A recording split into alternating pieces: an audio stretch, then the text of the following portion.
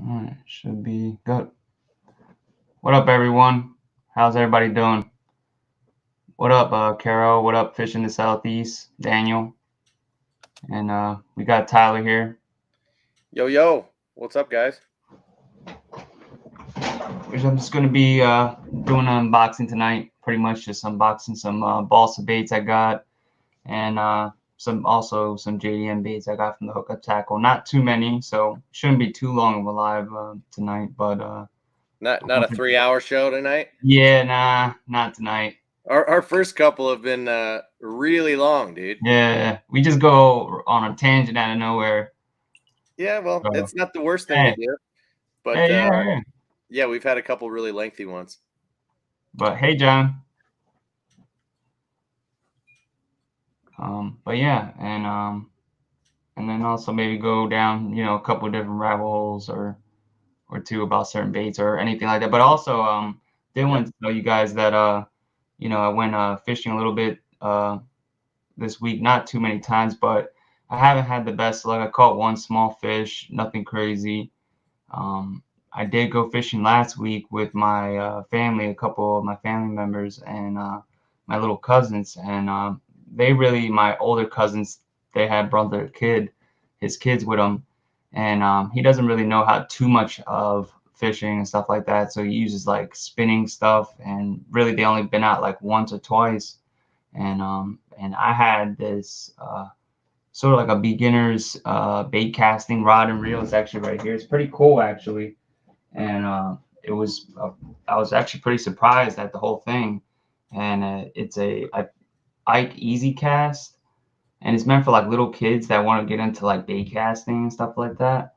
Nice. And the bait caster actually has like a little built-in like system on it. It's pretty cool, and there's this little tiny like knob right here, and you can turn it on or off if you want. You can have it where it doesn't have that assistance on there. But what happens is on the cast, when you end up casting the bait on, if it's on, and after you do that, when the bait hits the water, this will pop up, this little tiny thing right here, and it actually pulls the line and it keeps the spool from overspinning and getting tons of birds' nests. Really? Yeah, so I was pretty much teaching him doing that to just pretty much remember as soon as you see that bait hit the water, just put your thumb on the thing. And he only bird's nested one time, and it was very minor, and it was pretty Huh. interesting. And he's never used one before, so it was pretty shocking to me, like that how quick like he was able to at least be able to use it. And I was like, damn, that's pretty interesting. I said back in the day, I would have went through like 30 spools of line before Oh, figuring out. exactly. No, So that's wild. I didn't even know that existed, man. yeah, Here I've been like trying to, you know, coach certain kids or their parents when I get random questions like, "Oh, yeah, my kid wants a bait caster. Do you have any recommendations? And like, how hard is it to learn?" yeah, And I'm just going through giving the whole tutorial on like, okay, spool tension, everything. You want that thing tight, dude. Like yeah, ordinarily, once you're comfortable, sure, you want that thing dropping slowly to where it doesn't overrun too much when it hits the ground. And as you get more comfortable, then it's all thumb. You do what yep, you want to do to get maximum casting distance. But when you're a noob, that needs to be cranked down. Like you're going yeah, to sacrifice casting distance, but you turn your brakes up and you tighten that spool tension and you should be fine. And then it's a gradual process of loosening things up and figuring it out. But, you it's just trial and error. yeah, But that right there is like the opposite. That's training wheels on a bait caster. How cool is yeah. that? Pretty, yeah. And then, like I said, and I was pretty surprised because I was like, let me see this thing myself. And I started messing with it and seeing how it worked. And I was like, damn, this thing's casting pretty far. And then if you just take that bait casting setting off or the helping part, it literally casts like a regular bait cast. And I was like, wow, that's pretty surprising. And I think it's like it, $40, I think it was, or $39. It So was here's a pretty cheap. question. Um, does that thing literally come off or do you flip it up and don't use it? No, it stays there, but when you pretty much turn it off, it won't flip up. The reason I ask is like Yeah, it seems like like if you that right there could be a really say, hold on. interesting accessory. See if you turn it off, it won't move like Right. but then Which if I the turn it back company. on, it'll come up. See? Oh, yeah. Yeah. So that's pretty much how it'll end up working. So you can just pretty much turn it off and it'll stay in that same position and then it becomes like a thumb rest. You can put your thumb right there. So it Yeah. almost teaches them to put their thumb on like over the spool in a way. Well, almost better than on the side. A lot of Yeah. baitcasters have the brakes over there, and you accidentally end up, Yeah. fiddling with the brakes That's just because what that's I where was you saying put that them. that's actually a pretty good idea. Well, and honestly, I think someone needs to create that as an accessory that could go on most reels. Of course, it Yeah. wouldn't be able to fit 2 and 300 size reels and things like that, but Yeah. couldn't you create something that's more generic that could Or go on just any like baitcaster? or like have like a bridge that goes over the spool and then like you can just put your thumb there. Well, yeah, no, that would be useful, but I'm talking about like the noob thing, right? Ah, the Couldn't brake you take system thing. Yeah, couldn't you Yeah, take like a Shimano SLX and just buy one of those if somebody made it, but buy one of those plastic deals. And so a kid who wants to get into bait casting can buy something that's relatively budget friendly, yeah, um, but have something to grow into, right? So they just apply the training wheels when they need it and they're learning how to use a bait caster and then can flip it off while they're using it and then eventually just remove the thing entirely and then they've got the full that's on true.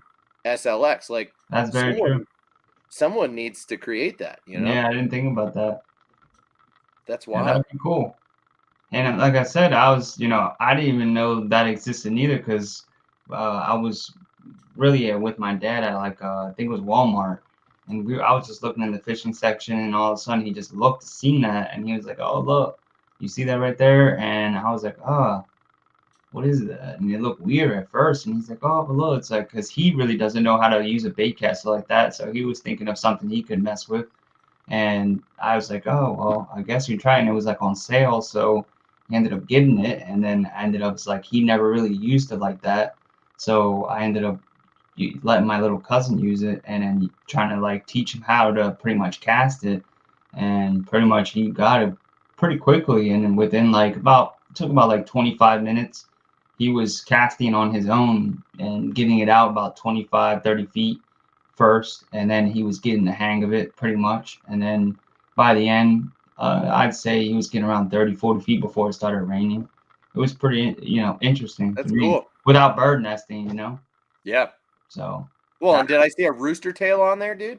yeah, Not exactly the ideal bait casting lure, but sweet yeah, that yeah, he was able to make legitimate casts and kind of get his yeah. first I taste. put I put the little heavier one on there. It's like a 3/4 ounce one. It's not. It's like the Magnum. Not really the. It's like the. Jesus, dude.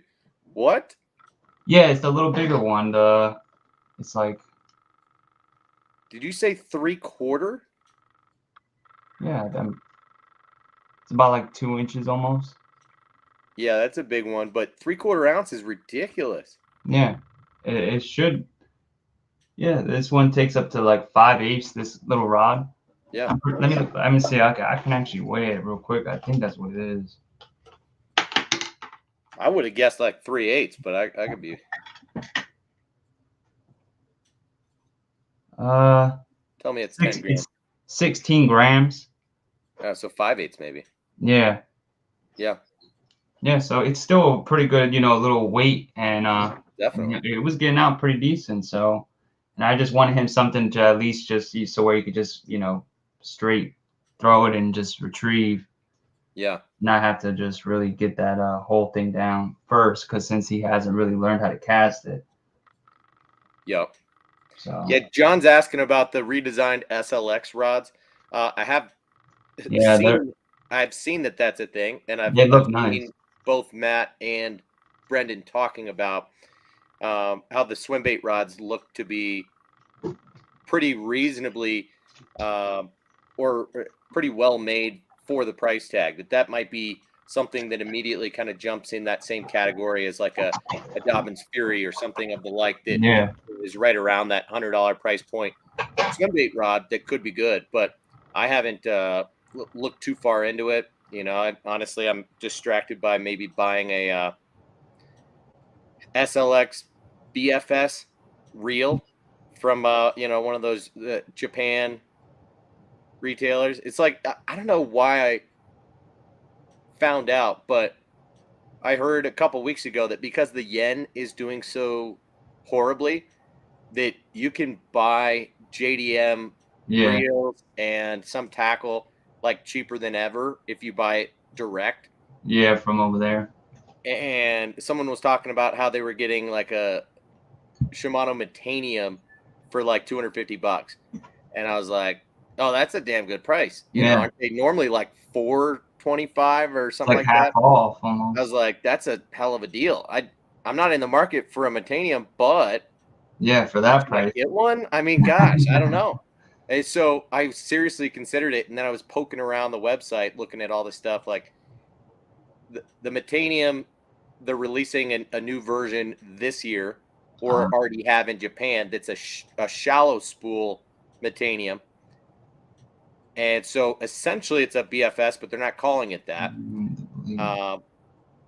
But it's the same price as the normal Metanium. So it's like, might as well get the 2020 Metanium that is the most recent.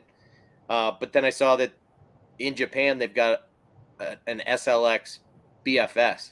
And I was like, you know, for $140, might be worth it. But I'm like, I've just got the tabs pulled up right now. I'm like, That's not too bad. No. Yeah. So I don't know. Honestly, I'm also tempted to get a Scorpion MGL. You get that for like right at $170, or a Scorpion DC for like $210. I heard those weren't though as good though, like as they say they are. Like Real Test, I think, did a video on them, and he said they were all right. What, the Scorpion? Yeah. Yeah, for some reason they've got a lot of hype. I think because for a while, like, they were one of the few like truly JDM reels that were very easily recognizable. And so if dudes saw them out on the water, they're like, "Oh shit, is that a Scorpion?" Yeah. It's like, yeah. No, like I swear a year or two ago I was using one of those loose KVD reels. Yeah. And someone asked me if it was a Scorpion. I'm Yeah, like, because it does look like it in a way. I was like, no, it's not. With that color.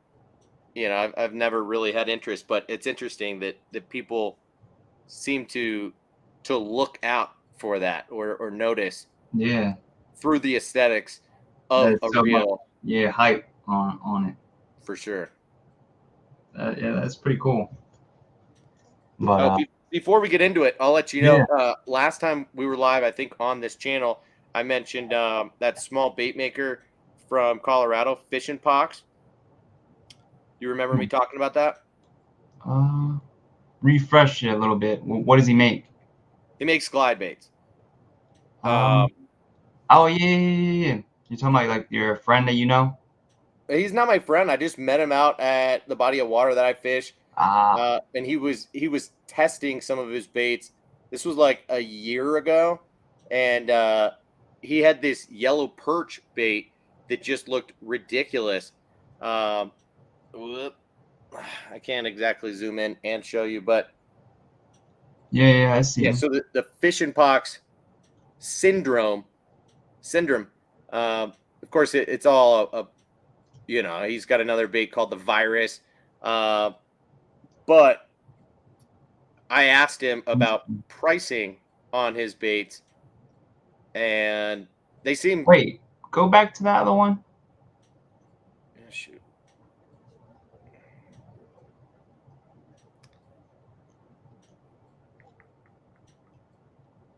Here's a better picture of it. It almost looks like a GFB. But yeah, that's pretty good. That's a good profile though. Yeah, well, that's the tiny version of the virus. I guess he's got 8-inch versions as well. That was the picture that I showed. Yeah, the 8-inch one looks more like the other one I'm talking about. Yeah, But so yeah, those they're are good. resin baits. They're solid. And okay, that's the bottom one. There is the one that I saw him fishing, and That's a nice size. it looked really good in the water.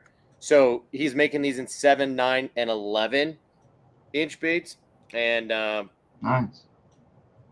we were almost like brainstorming on the spot when I met him about what he could or should charge, being Yeah, like a new bait maker. And so I hit him up on Instagram asking if he ever like ironed that out and what he decided to start charging people.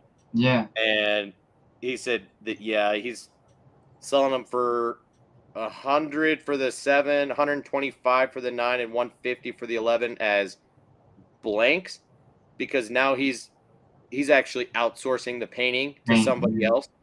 Uh, so if you want them painted, they're 130, 160, and 200, which to me is fairly reasonable. He is tuning and testing every one of them, and Yeah, like I freaked out when I saw him fishing it, to where I felt the need to like go ask him yeah. That's a good what kind price. of bait that was. And when he told me that he made it himself, I was like, holy shit. Looked really good on a like a burn style retrieve. But yeah, good glide baits, might be worth looking into if that's your kind of thing. But Yeah, that's actually a good price, and I'm sure they're, for right now until he gets a little bit bigger, if he does plan on getting, making them as like a, hobby sort of thing where he sells them, the yeah, price usually goes up like on most. So well, especially an 11-inch for 200 already painted, uh, seems like a good deal. yeah, that's a pretty big bait. Yeah, Usually that'd be like, sometimes for that big, that'd be like a 250 or more, yeah. easy. So, you know, Anyway, yeah. sorry to hog the time. We're No, 17 no, minutes in. no, that's all right. And but I'm gonna start on I'm gonna go with the JDM baits first. What up, Adam and Shannon? And yeah, Yeah, Shannon. I don't know if I recognize your name, but yeah, thanks for hanging out tonight, Shannon. he's usually on Mr. Bass stuff and Got it. usually a couple others. I'm pretty sure. I forget the other one, Bait Roger that. Man and stuff. And Cool.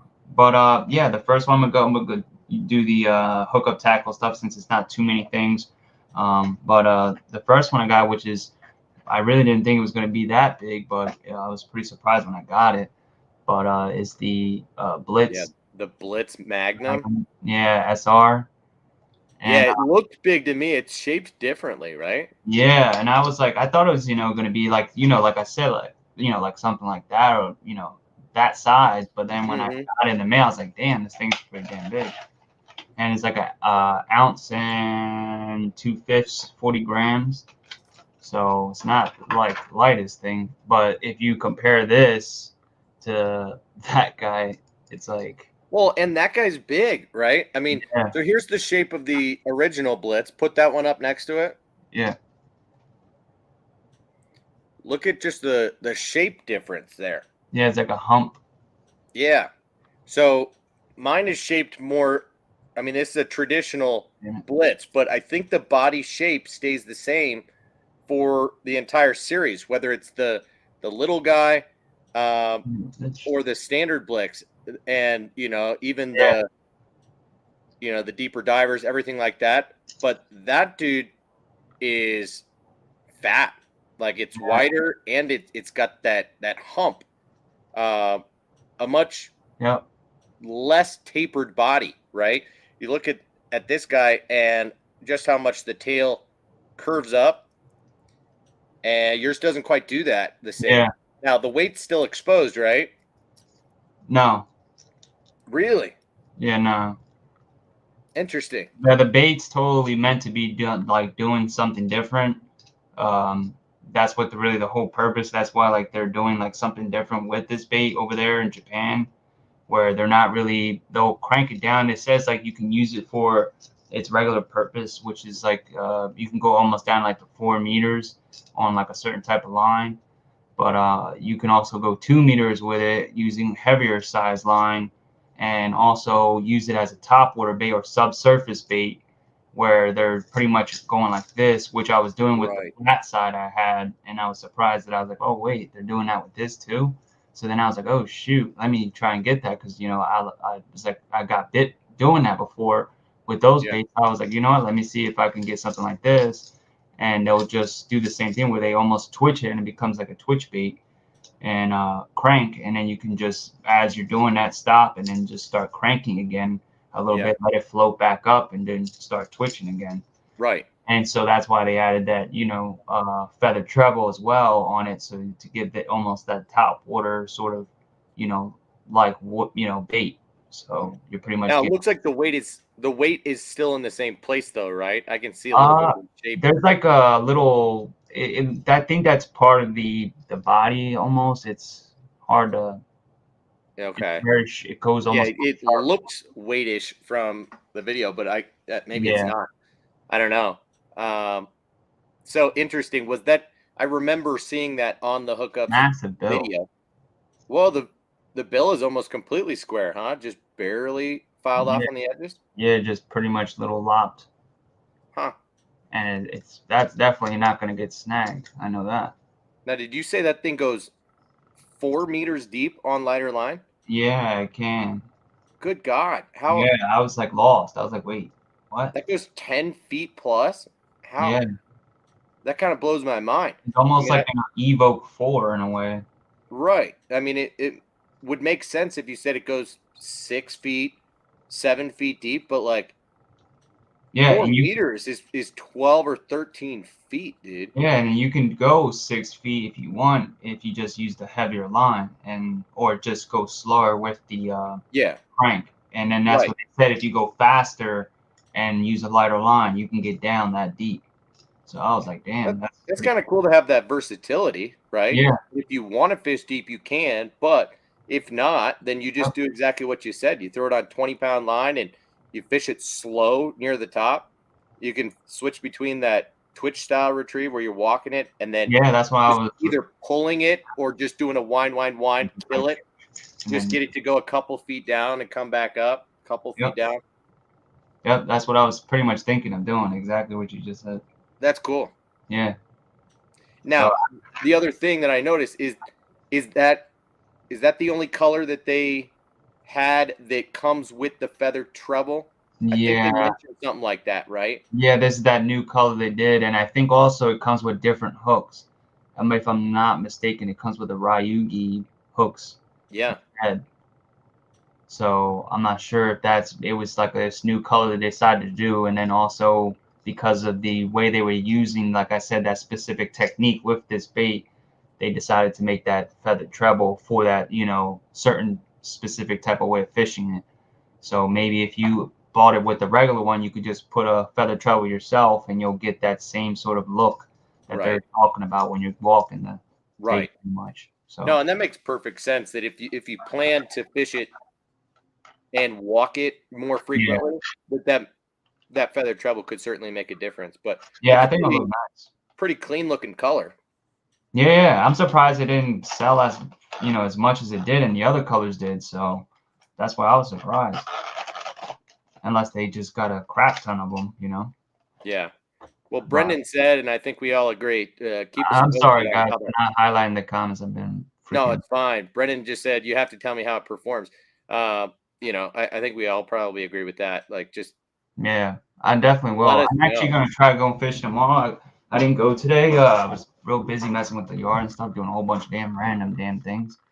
But Yeah. I'm gonna try and go out tomorrow because I need to get some luck. And I've also been, like I said, I've been fishing at the damn tidal river lately, so it's kind of been tough. And I think like the fish are somewhere beyond from where I'm at right now. Yeah.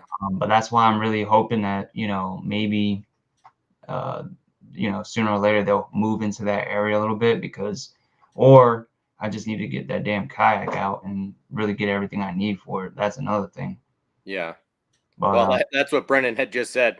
You gotta focus on what's important. yeah, Forget about swim baits for now. Get that kayak ready to go. Yeah.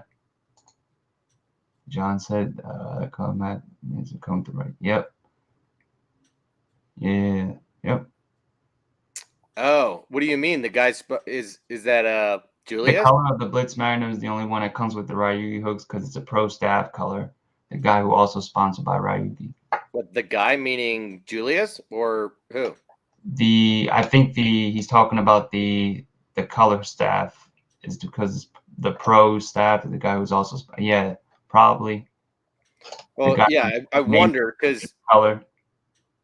Yeah, because Julius Maisie, right, works at the hookup. He's a guide and is trying his hand at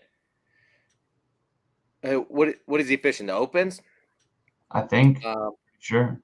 His, they call him Hippie at the store, but yeah, his name's Julius. I don't know if he's sponsored by Ryugi or if it's whoever designed that color is sponsored by Ryugi or what. Okay, yeah, that's what you said. Whoever designed the color. Yeah. Well, it's cool that they were able to make that work. I wonder why OSP and Ryugi don't start partnering together more. Well, I think it's what it is that OSP makes their own damn hooks. Ah. So they even sell their own hooks on the hookup tackle now. So to like restock on their baits, but OSP does? Yeah, OSP makes their own hooks. Yeah. Interesting. They don't outsource their hooks. I guess maybe that's a way to save money. Yeah, you make me want to feel these hooks now. Yeah, and they sell them on the hookup tackle. You can actually, right? You can share your screen even with the regular free StreamYard. Yeah. Which one is it? The one that's all the way to the right? No, down below, next to Leave Studio, you just got to hit share. Oh, okay. And then you can choose a tab and then scroll through. Okay. So let me see right here. Yeah. Brendan, I also have been loving nighttime fishing recently. I mean, just with the brutally hot temperatures in the day, it's not easy to go out and fish for 2 or 3 hours. Generally speaking, in the past, I have had the most success at sun up. So fishing from like 4:30 to 7 o'clock in the morning. Fishing just before sun up and then during sunrise. But that hasn't worked as well for me this past year with my childcare situation.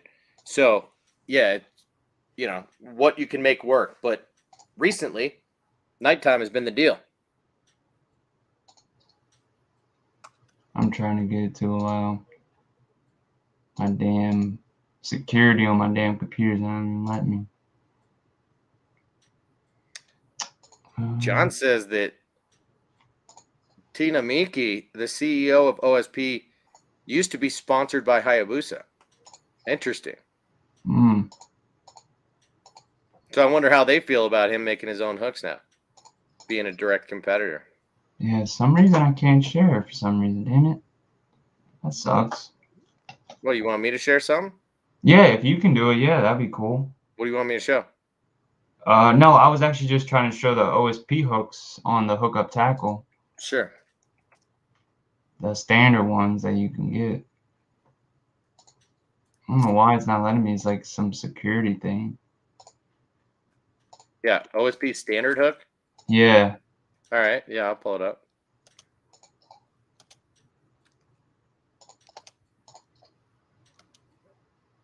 All right.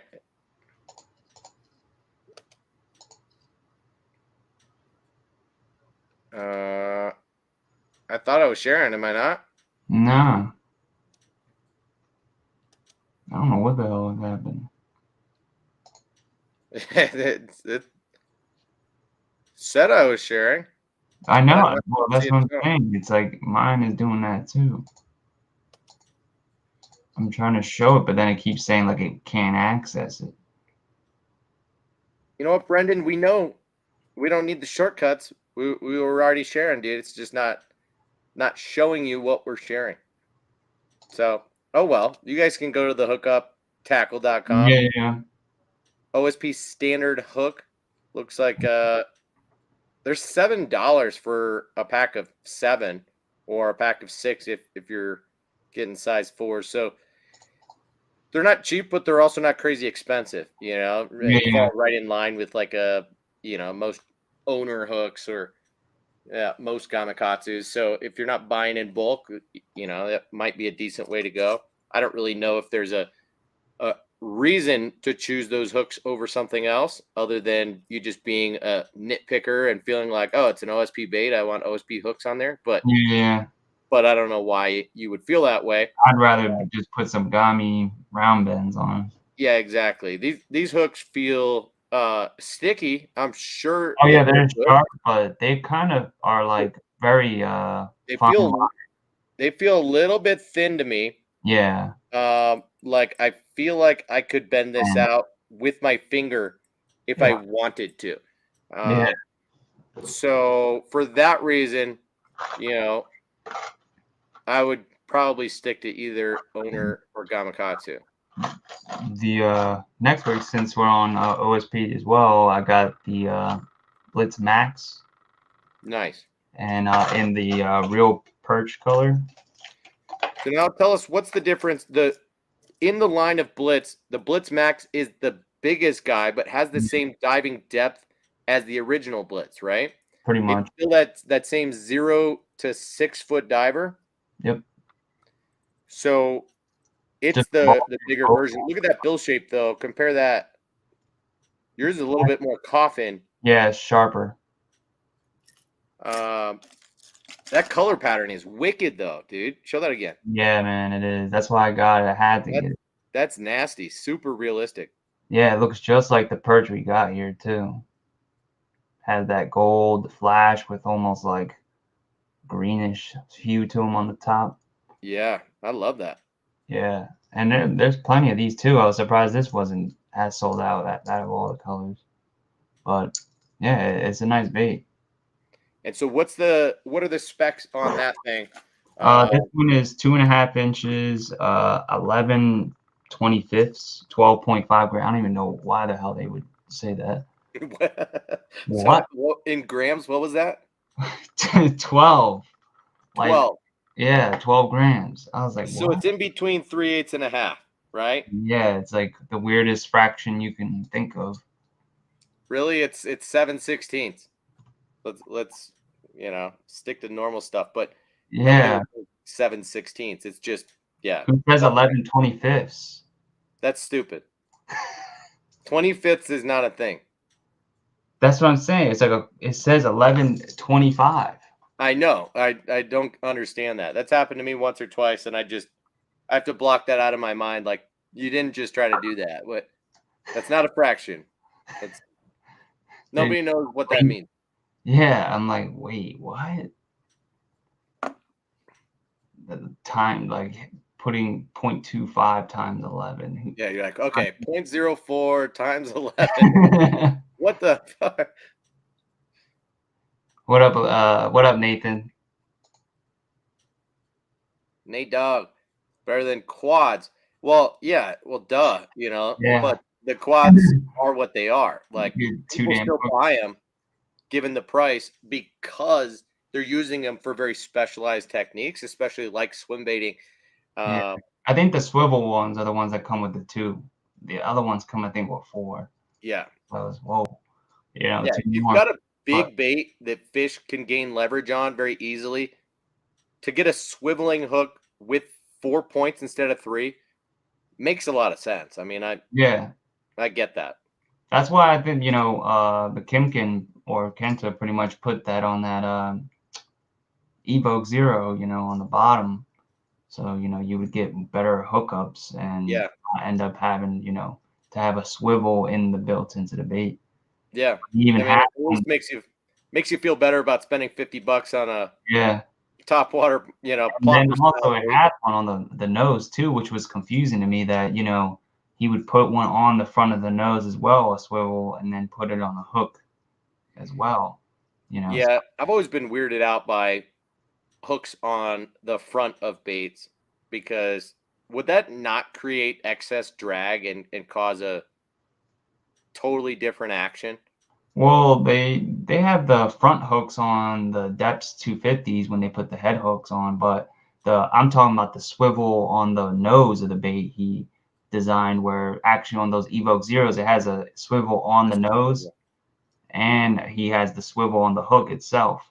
So I was wondering. Well, that's more likely just because, a bait like that, you're fishing not only on top of the water, but like all it takes is a tiny bit of grass That's to true. get stuck in the prop, I where really the never prop thought would that that's stop what we working, that. and the entire bait comes back like this. I didn't think of that. And line twist is a horrible problem.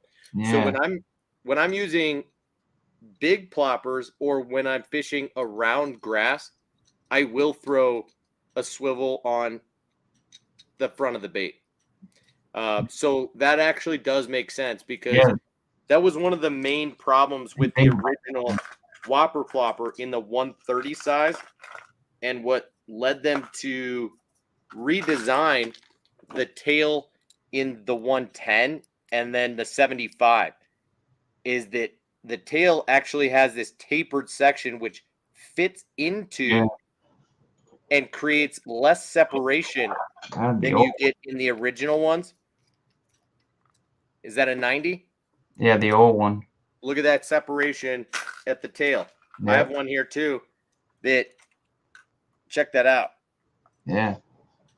That's how all the original Whopper Ploppers were, the 130, the 90, and the 190. And that'll catch grass all day long and cause the whole thing will just come spinning back to you. It'll trash Yeah. your whole spool. Yeah, So that makes a lot more sense now that I think about it that he did that. yeah, like that's the 130. It's just bad. So they had to redesign the tail to fit inside the body so Yeah. that it doesn't catch as much. But yeah, not a bad idea that he put the swivel on the front. The DR. So, or do you have the DR? I don't. No, I honestly I don't have much of a need for it. Uh, I don't very frequently fish, anything past like 8 to 10 feet most of the time. Yeah. Eventually, that'll probably change if and when I get some sort of boat, because I already have, you know, a bunch of lakes around here mapped out to where I would want to go if and when I'm offshore. But that's just not accessible to me now. So I haven't gotten into the deep cranking game. I've only got some that really go like 8 to 12, maybe slightly deeper than that. And I rarely fish them, is the Yeah. thing. I have to be super careful and fish them slower than I should and pause them on the way back once I'm out of the strike zone, and just it feels like I'm wasting time, right? Yeah. Where I could be a whole lot more efficient with the bait if I'm paralleling the bank, if I'm on top of a spot and I know that like I'm actually working a whole cast worth of depth that Yeah. is that 8 to 12 feet, and I can be grinding the bottom, burn and stop, and just keep it where it needs to be. Otherwise, I'm getting it as far as I can out there, cranking it down, and I've got maybe like a third of the cast where it's usable. Before then, I know I'm in the danger zone, and I'm Yeah. trying to work that thing more shallow back And up. bring it up. Yeah. It's not really worth it. Yeah, that's what I say, and that's really the only time I really use anything that goes a little deep is like if I'm pretty much casting like straight out, and I know there's like hidden pretty much like not sort of like caverns, but pretty much like channels where it pretty much drops off or drop off pretty much, and then pretty much that comes back up, and then I'll be able to like go in that deep spot and then grind the bill back over. It's like sort of like going over a hill and then coming back down. Yeah. So, or like a drop off that comes back in. I don't know how you would say that, but that's what I have sort of where it's like there's like a point in the middle, and then it Yeah. ends up becoming like shallow, pretty much like it's almost like 30 feet out, and there's like a spot where it's maybe like 3 feet deep, and then from around that area, there gets deeper to the bank. So Good you're old fashioned hump, we call it that. yeah. The So hump. that's what I pretty much try to like throw anything that's deep wise around that. Yeah. But I really don't have much of anything else like that though. Only Yeah. except for that one spot I go. He said, did you try that River to Sea trailer plopper frog for the frogs? You bought it? Yeah. Now, You didn't show us that? no, I've had this a couple years. Oh, I've tried it a handful of times. Now, why did they make it seem like it was new then? it's not new. It's not new. Honestly, it was such a shit show that they discontinued it. Ah, I bought it when it was on clearance at Dick's like 2 years ago. interesting. And you can even see, like, I fished this one once or twice, and I don't know if you'll be able to see. There's water trapped inside this guy. Still? It's foggy. Jeez. And it might have dried out, but it's discolored on the inside. Yeah. Now, if I were to compare 3 other baits that are in this category, obviously the originator was the Tackle Sprinker. After that was the Booyah Toad Runner. Maybe not even after, but I don't know when this guy came in, but this is the Lunker Hunt prop frog. I don't know. I almost think that this is the deal. And it's weird, right? Because then you've got a double problem of what we just talked about these legs that can catch grass. But no joke, I've caught a lot of fish on just the trailer hook alone. Because this trailer hook actually stays up very well. And you'll get fish that miss a frog and will not miss that trailer hook. So the idea of a trailer hook on a frog is actually really interesting. And I don't know if River to Sea sells them or what, but somebody does sell these trailer hooks for frogs, which is an interesting idea that you could throw, because it literally, you can see it just slides up. Yeah, it's like a clip, just like the. It's just like this guy. Interesting. But it's a hook that goes in between and sits up, just like a trailer hook on a buzzbait or anything else. But it's reinforced to where it doesn't move.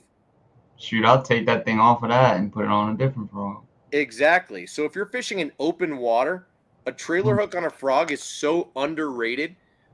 But on the other hand, this guy right here is one of the dumbest things ever. Because you don't even get any hooks on that or nothing. No, you're going to get short strikes like you wouldn't believe, because this is what's creating the action. Yeah. And the entire thing, the tail doesn't move. It's the entire thing that rotates. And so fish will hit it here. They'll hit it here. They will not get the entire frog in their mouth. And that's a big problem. It adds a lot of extra distance to the frog. But you think about it, this guy collapses immediately. The Toad Runner, maybe not quite as well, but still it folds under. This guy, not at all. It's a problem that gets in the way of the bait. So do not recommend. Now, I did see someone, one of my fellow brand ambassadors from Discount Tackle, he actually took this thing and found a way, because it's rigged through the bait. This wire goes through the bait. He took off the front portion because you can see it's attached via this line tie. Oh, yeah. And he put a swivel on there or something and turned this into an even smaller whopper plopper than the 60. and he added a treble hook to it. Like, I don't know exactly what he did, but it's like, now that's actually kind of a smart thing to do. But to use Cool. this as an accessory on a frog is a bad idea. I regret that purchase, but I only spent like $5 on a 2-pack of them. They maybe originally went for like, I don't know, 10 or $12, but bad purchase. I'll say that. So, Caro said Paul Glass did a short video tonight on that with the extra hook on it. He did what? A short with that extra hook. I think he did a video on it. With Oh, that. on a trailer hook on a frog? Yeah. Nice. Yeah, I wonder if it was on that Lunker Hunt frog or if it was a different frog. But either way, I do think that's something that is being overlooked. Like, a fair amount of people fish a frog either in sparse grass or in open water, and that would be a great application for it. Obviously, if you're fishing cheese or heavy mats or lily pads where a trailer hook is going to get hung, then you don't want it, right? Yeah. But if you're fishing grass that has grown up to the surface and is just lightly on the surface, or you've got, patches of grass, or you're fishing on the edges, like, that's the deal. Because I think everyone who's fished a frog enough knows that, like, hookup ratio is a big problem when it comes to frogs. A lot of fish will swipe at frogs or eat them, and then the second you go to reel down and set, you only barely get them. You lose them on the fight. You like losing fish on frogs is just something you deal with, and it can get frustrating. Like, I had a night, and of course it was night fishing, so that makes it even worse because you can't visually see the bite. But I was fishing the Gavacho last summer, and I think I landed one maybe, and I got probably 10 or 15 blowups. Like, the frog looks like I caught 20 fish on it. Like, it's totally destroyed. But I don't even know if I landed a fish on that. Like, it was really disappointing. And it's not just that the frog's a shitty frog. Yeah. It's just that that's part of what you deal with. It's a visual bite, a sound thing, a timing thing. You Yeah. need to sometimes watch your line. It's not that easy, but a trailer hook solves a lot of those problems. Yeah, definitely probably helps. Especially if you don't have that crazy too nasty stuff where you can actually get away with it.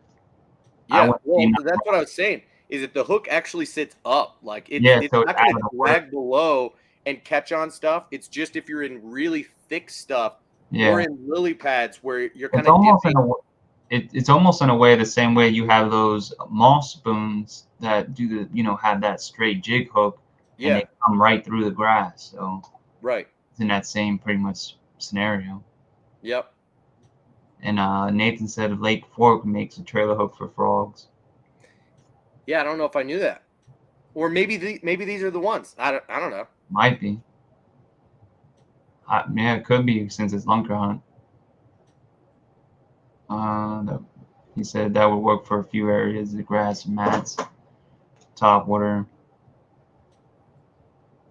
But it could, like I said, like he said, Tyler said it does stand out of the water a little bit, so that should help. Yeah. Yep. Brendan, I agree. I mean, I'm a big fan of the Gavacho. There's nothing wrong with the frog. It has a good enough hookup ratio. Now it has a relatively stiff body, but those hooks being turned up really does help the hookup ratio. I don't historically have a lot of problems with the Gavacho, but it was that night in particular. Like I was saying, it's not that I don't like this frog. It was just sometimes they're not eating a frog like they ought to be, And in that situation, if you can get away with a trailer hook, I'm sure you'd catch at least half of those fish that you're not catching when they're missing it or they're barely eating it and spinning it quickly, whatever it is. Especially, for, tournament purposes or something like that, I could see that definitely helping. Yeah. And Brendan, this is a new frog. I haven't fished this. This is in a pile of lots of frogs on my desk, dude, that have not been fished yet. So yeah, I do trim my legs. See, this one's also new. Too many damn new frogs. Not fished yet. Not fished. And these here, I got these. These are actually talking about hooks. I actually got these, which are just like a weighted Ryugi swim bait hook, and pretty much got these for that bait that I had actually got a size smaller, um, by not by accident, but that's what I thought that they only had because I was looking for them. But then I thought that the number 5, because these are 5+, so I thought they were going to be a little bit too big for them. But actually, I noticed that Amakatsu Huddle swimmers can take a little bit bigger hook than I thought. But they're a pretty nice little hook. The hook keeper is a little weird, but it seems like it probably won't rip as bad. Yeah, that screw keeper, it almost looks like it's bent or a little like different. Yeah, it just Yeah. like one little screw thing, and it almost has like in a way like hooks in an angle, like you said, like pretty much. But I think it won't cause like the bait to like want to split open as much. Yeah. And so I think that's kind of cool. But like I said, it's a little lightweight, so it's perfect for, like I said, that those little huddle swimmers or a couple other things that I was actually thinking of, like these right here. I was actually trying to find a really good hook for these here, so that I wasn't gonna like damage them right away. These guys, Yeah. so, and it almost fits perfectly right into that joint, like Oh, sure. Yeah, just kind of right in front of it. yeah, like my That's damn not thing, bad. but right there, and pretty much Well, and you probably ought to rig it in front of the first joint, right? If you were to yeah, rig it behind that, it's going to mess up the action of that first joint yeah. itself. Yep, that's why I was pretty much, and it pretty much shows you like where to rig it at into that little slot. Now, is that Madness? No, this is the Witch Lana from the YG Labo, or yeah, Okay. and they're pretty that top water floating bait. Yeah. So I want to try these definitely. That's why I wanted to get a hook from, because they look like a pretty cool bait, and then I can throw this into like some thick vegetation areas where it's like really mossy, and just pretty much pop that thing over and just get that like minnow action over that thick, pretty much moss. Uh, Sure. really, it's kind of really hard to get in there, and even with weights and stuff like that, it's really annoying because then it just clings to everything, and it's a pain in the ass. Frogs are really the best thing to use in there, and I really don't like frogs that much, really, because I don't have the best hookup with them. But that should be pretty interesting. Yeah, Nathan, at 952, you got to be careful trying to use Mend It on anything elastomer. That doesn't really work. And even if you're using super glue, it's still going to kind of like burn it a little bit. It'll make it really crispy after the fact. So it's a little bit unfortunate.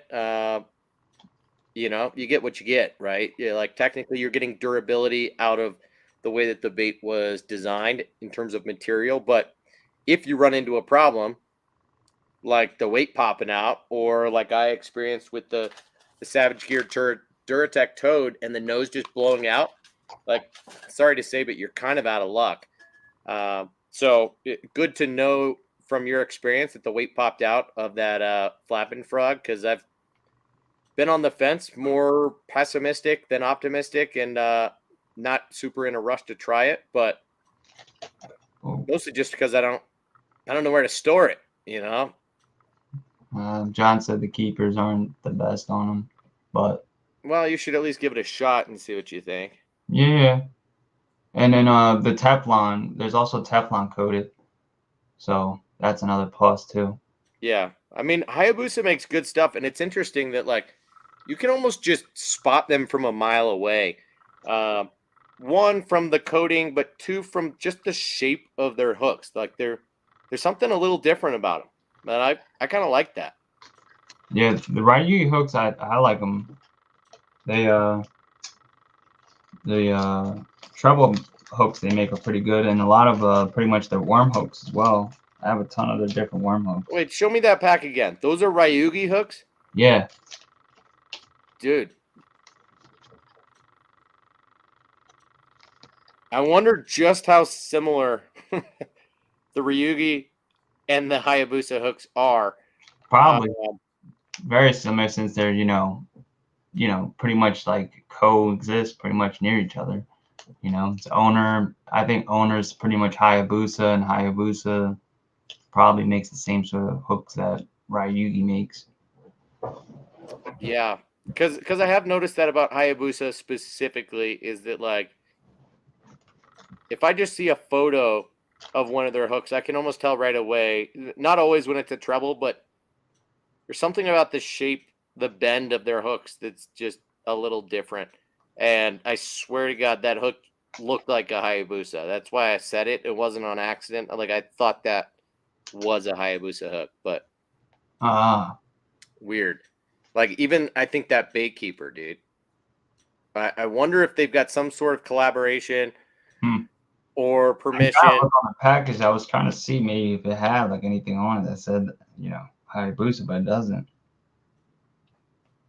But John, I'm not sure about the plus. I thought it was that it was bigger, or it might be that it's heavier gauge, but I think it's a little bit bigger on the size, like a tad bit bigger. It might be that it's also heavier gauge as well, a beefier size hook.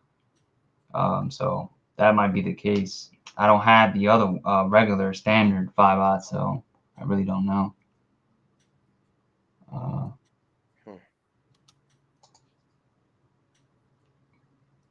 No, I have not tried the Ryugi tracer weights. I think I've seen those though, and I always wonder what they were on, the baits I've been seeing, but they look like real nice, and they have like a kind of like a angle to them, like a cut to them. But I've actually never seen them actually.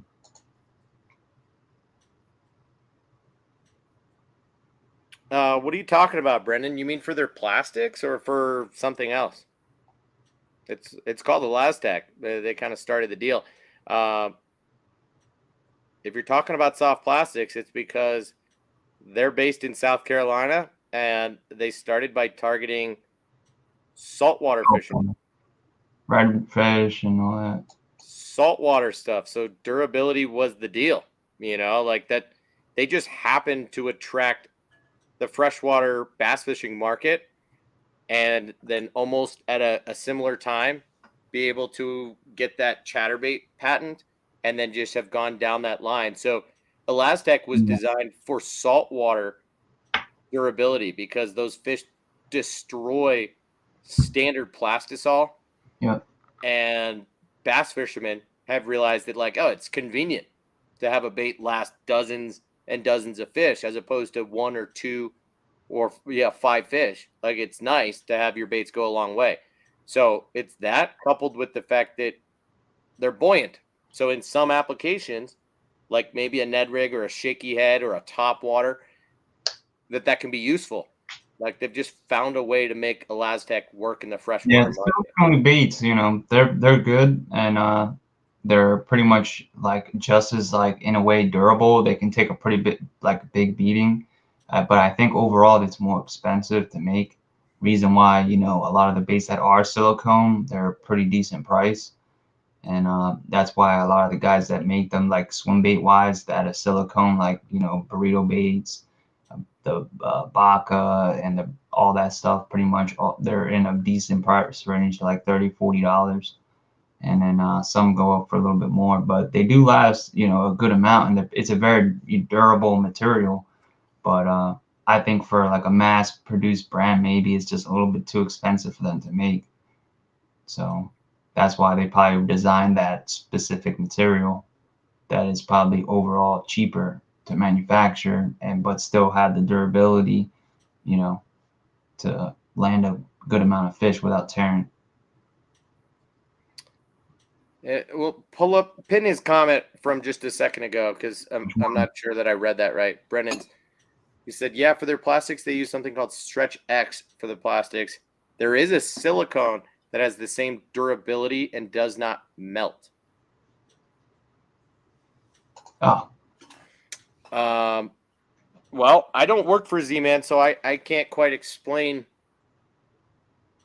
why they're not using a silicone type of material. Silicone doesn't have like a issue with other plastics or nothing. That's right. So if you could mix silicone with Stretch X, I mean, I don't know, dude. My understanding is that everything elastomer, whether it's Spro or Savage Gear or Z-Man, whoever makes the stuff, right? That those baits don't play well with other plastisol baits. So there's got to be a reason that these manufacturers aren't able to use plastisol and Stretch X together. I don't know, but it's not my game. I don't understand it. I don't know either. But he said Ryugi has a better coating, Hayabusa are good, and have a wider range of products. Yeah, Ryugi does with their Teflon coating. It's definitely pretty good. It lasts a pretty long time, from what I noticed. And a lot of their hooks are pretty much Teflon coated. That's what the DRT shark hooks I have, have Teflon coating on them. And they're like a treble bait hook with the outside barb.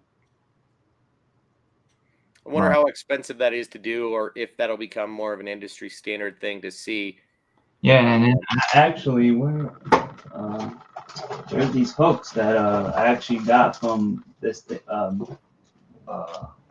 I won from the Hella Bass thing, and there's actually these titanium hooks. It's pretty interesting, and I was looking at them, and I was actually saying they're not actually bad, and they're they're colored like damn titanium pipes.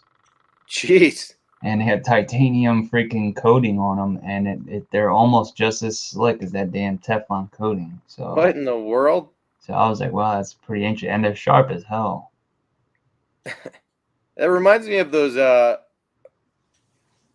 those tungsten weights that there's one guy on Instagram, Bridge Fishing, who loves those freaking weights. Dude. Look at that bait. It has like a double prop. Oh, two of them. Yeah, and they go counterclockwise from each other.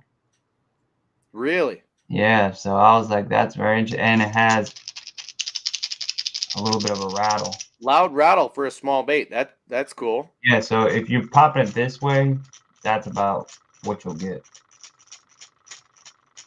So yeah. Not too bad.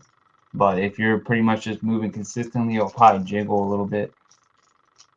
No, I think rattles in a plopper is not a bad thing. Honestly, yeah, it's only the bigger sizes of the whopper plopper that have rattles in them. I don't know why, but yeah, and there's an option at the 130 size to get the rattle in or the silent, and I've had more success with the rattling version, but.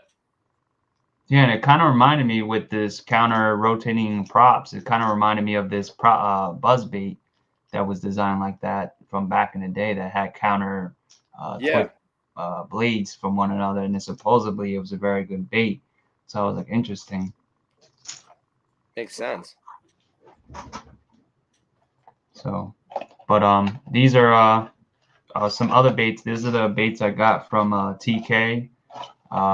These are Marty Burns baits, and these are some custom balsa that Marty makes, and these are the Walking baits. Whoa. So this is a bone with the balsa. You can kind of see through balsa bone color. Look at those tiny eyes on it. Yeah. They're cute. Yeah. That's a cool looking bait though. And man, it has that ticker that the Epic Shad has that I've been wanting the damn Epic Shad for a minute. So when I heard that these had that, I was like, dude, I gotta get me one of those. But yeah, that's a nice sound. Yeah. And like I said, I really something different. And it has a very nice like acoustic noise to it that you really don't get with a lot of other poppers. And it has this very fine green flake on the top. You really can't even see it. But it has a little chartreuse on the head, like a little spray on it. Yeah. Very, very light. So that's a balsa bait. Yeah, it's full Can you balsa. can you feel where that rattle is placed? Because Yeah, it's right here. because you know that's a weight / rattle, like, Yep, it's right here. so that's drilled through, and they've probably got like metal on the sides. I think it's And like a similar to like a 22 caliber shell type of rattle. yeah, it's something metal that's clacking on both sides, but that's a unique sound. I like that. Yeah, and it's very very nice. And then also you can really almost tell like it's just super dense, like very very dense, like balsa. Like I've never had like balsa that felt like that hard or dense. It's very hard to explain. Like You think it's cured one or two more times, or you think it's like it's the wood itself? I think it's the balsa itself is dense. It's because like it feels pretty heavy for its size. Like Yeah, this size of a balsa bait you would think would be feel kind of light, and it's not. It's pretty heavy. And interesting. it can't be TK's clear coat because I know he doesn't put, you know, very thick clear coat on. So, and then the what I got comes with two of them, so it's two different colors. And There's that titanium I was talking about.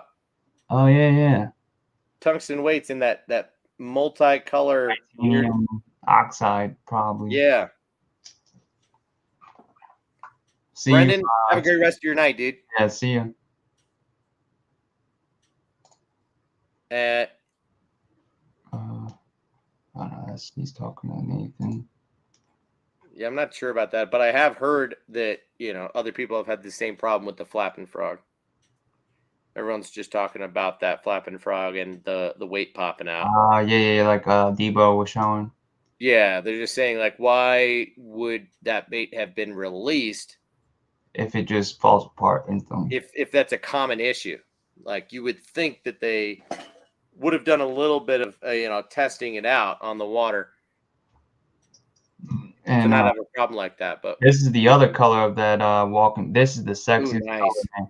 This thing has multiple. I wish it will get all those I colors. can see a little of the scales on the front of the bait, but not as much in the back. That's not what I'm trying to get, man. I'm trying to get this damn. Here we go. Oh, like the purplish blue. Look at that. I see some brown on bottom, some purple and blue, and Here we go. yeah, Like black, and then the balsa you can see in the back and the tail. yeah, It's very nice, man. And then it's that's wild. super like light flake, but it's like a greenish to a purple to a black. It's like it's very very nice. I was I very like that a lot. Yeah, man. I was very surprised when I saw it. I was like, damn, that's nice. So how did you get that, and how much were these?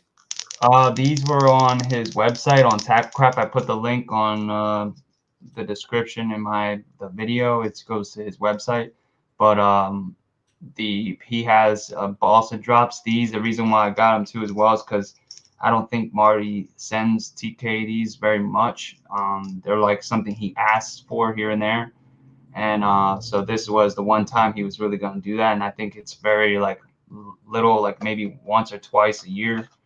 So Right. I gotta definitely get one of them. And but he sells the 2-pack. He doesn't sell them single, so that kind of sucks. Okay. That's the only bad thing. But in a way, it's kind of good because you get two different baits in a way at the same Well, time. and two different colors, right? It's not like you're getting two of the same color. Yeah. That's the best part about it, really, is that you're getting pretty much two different colors and two different, backup. So just in case if maybe something happens, you have a backup.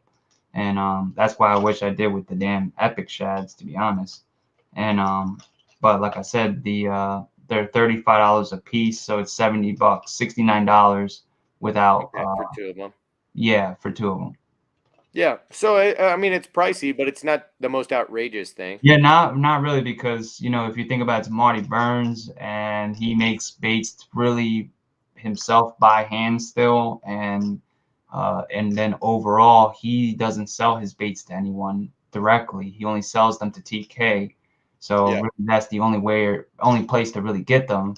So in a way, it's almost like worth it in a way if you can get them. So Yeah. And then he does also other ones where he sells his crankbaits more often than these. But the crankbaits are a little bit better. He does 3 in a pack for about the same price. So, and I think the crankbaits are even better in my opinion. So, Nice. and Marty makes some pretty cool stuff. He even has like a couple copies. Well, not to say copies, but replicas, you can say, of some older baits that are like, what the hell was that? Oh, and really good. And you know, he makes some really nice stuff. And all the people I've had in that Epic Shad was a killer bait. When I used it, like literally, like the first time I casted it, I caught it like a 3-pounder on it, and I was like, what the hell? Must be something magical about the bait. It was, man, that bait. I never had a balsa bait float up so damn hard. It was crazy, man. That's why I was so depressed, like, of that thing getting snagged when it did, and I was like, it got caught in the stupidest way too. But and then but it literally, like I said, it thumped like crazy, and then you can literally hear the ticker in the water, like it was like. That's pretty So sweet. yeah, it was pretty nice. And I usually don't like, rattling baits. So that's why I was like pretty surprised when I got it and I heard that sound. I was like, oh damn, I never heard that type of rattle. Yeah. So that's why I ended up liking them. But there's another, since we're on the top order, there's another balsa bait. This is a Dixon popper. Hey, Nathan. Nathan, you have a good night, man. You're All not. right, Nathan. Take That's it that's easy, not man. technically. That's not ghosting us if you're telling us that you're leaving, dude. But you Nah, know, yeah. ghosting would be disappearing out of nowhere. Nah, But no, yeah. you have a But, great night. but yeah, and this is let me get this damn hooks untangled. So you showed us the Dixon crankbaits last time, Yeah, right? and I was waiting for the popper to come in stock, and they finally did. There we go. Well, I'm excited to see it. And it's a very unique shape and overall, popper. I've never seen popper. Oh hell yeah! I mean that's what I would expect him to make given the shape of his crankbaits. But that's cool. Yeah, man. And then Let's see that, the nose. Yeah, gosh, I was gonna say before you showed the nose that it reminds me, but you brought that up last night, right? When we were looking at this 6 Sense splashback popper. yeah, It's a very similar shape and nose, right? Shape wise, nose wise. yep, very similar. That nose is similar, but flip that sideways. It's like a shorter, stubbier. I like the shape of his a little bit better, but anyway, it's interesting to see that nose on a popper. You rarely see that Yeah, very steep triangular nose. yeah, Usually it's concave and it's round. Just depends on how deep it is and a little bit how ovally it is. This is triangular. I yeah, mean, that's cool. yeah. It's like if you have pretty much like a regular, say pretty much like a damn regular Rico, and Yeah, exactly. you get a way different type of splat Yeah. too. Now you got me looking in my box, dude. It's like, you know, you know what a bait is that I throw that has the opposite type of mouth is the Rapala X-Rap Pop. And look at that. That's an upside down triangle. So you Yeah, see the huh? the thin part is up top. That almost reminds me of what is that? This is the X-Rap from Rapala, the X-Rap Popper. It kind of reminded me of a different bait. Nah, that wasn't it. This was a different one. This is a man's chugging. Yeah, that's pretty round. But, if you were to compare, right, this one is more of that triangle. Yeah, This is and it's like an more, upside it's down. not as steep on the nose, but it's an opposite shape, Yeah, right? it's like a rounded out triangle. Yeah. Um, whereas you're right that most poppers tend to have that very round nose to it, whether it's Strike King or Rebel or you know, Yellow And Magic or John, that Lucky Craft, the Poco Craype, trout yeah. pop. I've tried that before, but that wasn't actually me. That wasn't mine. I had a friend who does trout fishing all the damn time and doesn't bass fish, and I was with him, and I was lost at what the hell it was. It looked like a damn cricket hopping on the water, and it literally was a mini little popper. And I was like, damn, I didn't even know they made poppers that small. And then when he told me it was the Lucky Craft, I was like, damn. And I actually looked it up, and I was surprised they even made that. But they're very hard to find sometimes. I don't know what you're talking about. Lucky Crap. Tackle has them, but they sell out of them. Poco Crappy? Crapea? No, Craype. Craype. Yeah, there's a whole line of trout lures. They have the Craype crankbait, the Craype Oh, R. It's all trout lures basically, but okay. they're very well made. I have Yeah. the Craype. Where's that at? I actually have that. I have it right around here somewhere. So the hookup carries it, but looks like it's sold out at the moment. Yep. But it's a little guy, 35 millimeters and 2.5 grams. Yeah. What? They're like, here's the Craype right here. 2.5 grams is real small. Here's the little Craype crankbait. Damn. I like that though. It looks great. But it's a tiny little guy. Yeah, man, and even had that little weight, like the damn Yeah. So it keeps it very centered, man. And you'll be surprised though, these little hooks, man, they keep fish pinned. I was gonna ask, did you put those singles on or did it come with trebles? No, they come like this. Nice. Yeah, and they're sticky. Sure, look at that. I didn't even press that. Right. And they just Grab literally you immediately. Yeah, it's like crazy. And they're like needles, man. So they're perfect. I wonder how those poppers compare in size to the couple that I was showing last night in the Rebel and I would say they're probably a little smaller. What's that? I think they might be a little smaller. What, the Craype or these guys? The Craype. Yeah. How much do those weigh? These are both right at like an eighth, so maybe more like 3.5 grams. Yeah. So yeah, they're probably just a little bit bigger. So yeah, I mean, small little poppers. That I'm not surprised that bait came up in conversation last night when someone was asking about BFS. So yeah. And then you got this little guy too. Is another good little light BFS type of bait. Oh damn! So is that an OSP? What is that? No, this is a depths. This is a Wagasaki bait. This is the it's pretty much like a darting minnow bait and a eye bait, you can say. Yeah. And you pretty much just reel very slowly and it'll quiver just back and forth like that.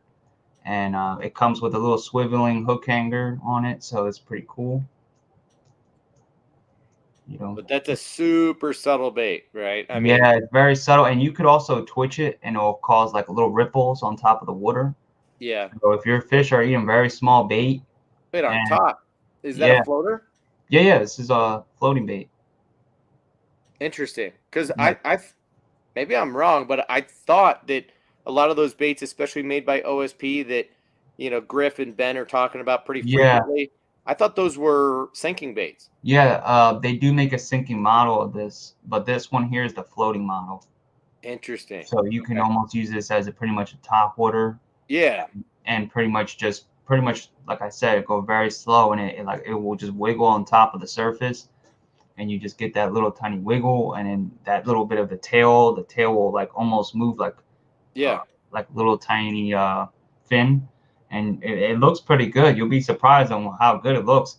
And the hook it comes with is pretty damn strong. Like these little hooks, man, I've been pretty impressed with. That little tiny IMX label J-Boy crank, which is a very like a finesse crank. It has that, and I caught that big ass snake head on it, and it really didn't even bend the hook out. I was like, wow, I was surprised, and it looks like exactly the same damn hook that's on this. So Well, interesting. Yeah, that's two or three things about that bait that intrigued me.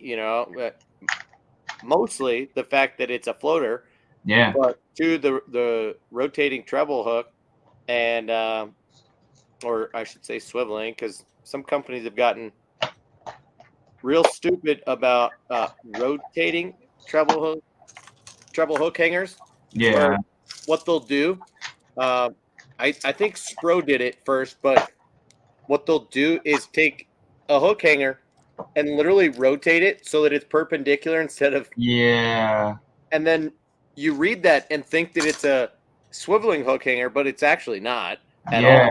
Actually, that's weird that you brought that. There's a bait. I swear that I just fucking I swear I just bought one that's like that. Yeah, the OSP blitz are like that. They're sideways. Yeah, but like I've bought one or two baits that said that they were rotating hook hangers, Hmm. and I read it as swiveling hook hangers, and then got the Ah, bait and was like, "That's not swivel." And I like went back and saw it said rotated. I'm like, rotating. "Well, who gives a shit about that? What's the? Yeah, Is it's that like really practical?" they're using play words. Yeah, and I don't know. Maybe it's Yeah, more practical that with a hook hanger that is rotated, that it's easier to have your hook lay flat against the bait yeah. and become a little bit more That's weedless. I keyless. don't Yeah. know. But either way, I thought that was really annoying. I think it also helps with the fish when you get set the hook and then once they're on, Has a there's a little lot bit more less give leverage. before it catches. Yeah, pretty much. I think that's really the main purpose. So it's like But halfway to swiveling hook hangers, but not yeah, really. yeah, pretty much rotating in a way that Right. it gives you enough movement. Rotated 90 degrees, but does make a difference. Yeah, Now, I do like the idea of that bait because it can be worked more like a dead sticking bait, whereas those eye motion baits just kind of weird me out, right? Like I've never had a lot of confidence in a spy bait either. So you think about throwing a bait that literally does nothing but just swim straight through the water. Maybe you count it down to whatever depth and then it just does nothing. see you, Carol. It's hard to feel like that's oh, hubby said time to say bye bye. All right. Carol, you have a great rest of your night. So yeah, I mean, I don't know. I think on the top, it could have a lot more appeal, right? It Yeah, takes a lot less to get the fish's attention when, say, you're swimming it, stopping it, twitching it, doing a number of different things with it, or literally just casting it and dead sticking it and letting it kind of work with a little bit of the wind or what have you. But yeah, there's a lot of baits that get bit that are top water baits. They get bit shortly after they hit the water. yeah, So something like that that's really subtle that can land and just have some appeal from the small profile and that feather on the back yeah. and a subtle entrance. Just letting it just move Yeah, on its own. I bet that thing will do fairly well. It's almost like how insect bait works, pretty much. Like you Yeah, just pretty much let them sit there for a minute and maybe twitch them here and there. yeah, You exactly. know? Yeah, I definitely could see that working. Especially like clear or high pressured areas where it's very clear. I definitely will work. But this is another bait I got. This is a balsa bait. The This is from a UMA. This is a newer bait that I got from the not. I don't have one of these. This is the different one. This is the skinny shad. But it's And from UMA. yeah, UMA baits. The one that's from Maryland. I'm pretty sure. It's right here. I got their card right here. I mean, that's a good looking craw pattern and a good looking bait. UMA, UMA. and then pretty much. Yep, Frederick. Oh, Is it kind of a young person who makes those? Yeah, it's two friends that make them. I mean, Frederick, Maryland. I lived in Baltimore for a while. Frederick Yeah. is kind of wine country of Maryland. Huh. Cool area. That's interesting. But yeah, they pretty much are friends, and they make these pretty much. And this was the bait that I said. I said that the Spro copy for the Demon, It kind of looks like it, yeah. and it has the same pretty much profile and everything. Interesting bill shape. Yeah, especially Long, for a flat side. yeah, long and skinny. Yeah, and it has almost the same sort of bill as that other bill, the Dixon, Yeah, had. exactly. So Yeah, I was pretty shocked on that. I was like, interesting. They must be getting their bills from like the same area. right. But it's a very nice bait, and it's like I said, it's supposed to go 4 or 5 feet. So it's pretty interesting. Good looking. Yeah. I'm gonna piss in one of these cups real quick. I'll be right back. No, yeah, you're good. And then this is pretty much the another bait from UMA as well.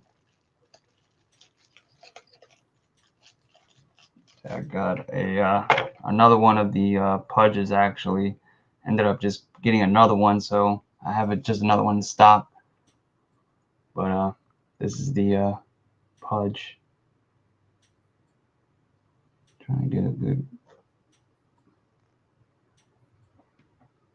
lighting on it. Come on.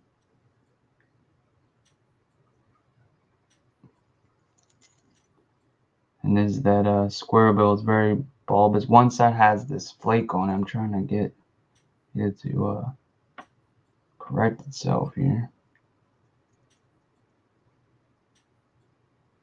Oh, come on. There we go. But it's called, I think, Donnie's Gill. And then the other side has this flake on it. So it's almost like a two-colored gill. It's pretty nice. And they have that, regular, almost wreck black label balsa wreck bill shape. That's also from Yuma Yeah. or UMA. Sorry. Yeah, it's the little pudge. I like that. And then, like I said, they're pretty good price. Like this one is $15.99, and then this one is the $17.99 one. Yeah, it's not bad. No, actually, other way around. $17.99, $15.99. I almost like the square bill better. Yeah, the square bill is very nice shape and size. It's very, like I said, really nice made. And it reminds me almost of the wreck balsa bait from pretty much Black Label, which is pretty much almost similar to the WEC one, pretty sure. The Zoom. Yeah. Are they balsa, or do they disclose the type of wood that they're Yeah, using? this is balsa. And then the one side has that flake on it. And then the other side has none. Interesting. Yeah. It's called Donnie's Gill. And this is from that website, the one I told you that they have, the limited baits and things like that. And then they also, this is where they got this as well, from that Dixon popper. And they have new stock of the Dixon pops, or the Dixon poppers in stock. So if anybody wanted those, What's up, Tom? Looks like he was one shy. He needed a power nap. Didn't know it. What up, Tom? But yeah, and like I said, they have some pretty nice stuff on there, and then they also have some Rebel We Are baits you can get for pretty cheap, and it's pretty interesting. But they have some pretty nice selection of stuff on there that you can get. Actually, Tackle Craft is actually doing something like that. He's actually getting rid of this whole bunch of crankbaits he had found inside of a box. not found, but he had bought from a guy that he had found, and he ended up just selling the baits and putting them up on eBay, and he's doing like a little what's it called? Fundraiser? No. The damn thing you do on eBay, bidding. There, he's doing the bid sales. Auction. Yeah, auction sales for a couple of those different ones, and there's some decent baits in there. He has like old Bagleys and ones with brass hardware, a couple like Risto wraps, and tons of actually other baits, some Bayou, Boogie, some pretty nice stuff. Yeah, when I see stuff like that, it makes me want to get into going to garage sales and stuff. I'm like, Yeah, I don't really want to waste the time, because I know that there's a lot of people out there that do that kind of thing. And who's the best example? Realistic Fishing. I don't know if you've seen his stuff, yeah, but he'll occasionally go to garage sales and stuff. A lot of like clearance, like Goodwill and places like that. yeah, But garage sales, like, sure, you could buy Grandpa's old tackle box and you get it for $20, and it's entirely possible. This is just garage sailing 101. It's entirely possible that there might be one or two baits that more than pay for the whole lot that you get. yeah, It's also entirely possible that you get a box full of like 30-year-old power worms and like rooster tails and stuff that are rusted. Like, now you just have a big thing of trash. yeah. Like, what was the point? That you paid for. Yeah, you look at it and think, oh, there's got to be something in there. It turns out, no, it's a whole lot of nothing. Why, it just There's looks. actually these like little places where it's like, I'm not sure if it's like clubs or something like that, but there's a guy I watch on YouTube, and he has a pretty cool channel. He's pretty small, and I'm surprised he doesn't have more views or subscribers, but it's called Angling Archaeology, and he has some pretty cool videos and stuff about like old baits and old lore history and all that. And he went to like this thing that he has in his area or club, and it's where people bring or there's this one guy who pretty much comes to sell his like collection of stuff that he has. And there's guys from literally all over that come, and they just literally run into his store when he allows them to, and then they just pick whatever they can and they buy it. And sometimes guys find some crazy stuff, and he found like this whole big tackle box full of like old crankbaits and crazy stuff. And I was like, wow. And he has the video up on his channel too, but it was pretty interesting. And I was like, damn, I wish I had stuff like that around here. Now, you called it angling what? Angling archaeology. Archaeology. All right. Yeah. And he's an older guy, and he shows pretty much all old baits, and like I said, he has pretty decent videos, and there's some stuff that I didn't even know in there that I was like, damn, that's pretty interesting. And he literally is like sort of like a retro Bassin in a way. Sure. And pretty much, and I think he is friends with him actually. So right. It's just pretty much all vintage stuff. Yeah. So he pretty much does like old vintage baits, all what else he does? Like I said, history stuff about baits and pretty much old things that he'll pretty much tell you like the whole pretty much background of all those baits. So yeah, I mean, it sounds sounds rude for me to say, but kind of living in the past, Yeah. Yeah, he definitely he likes like collecting like old baits and stuff like that.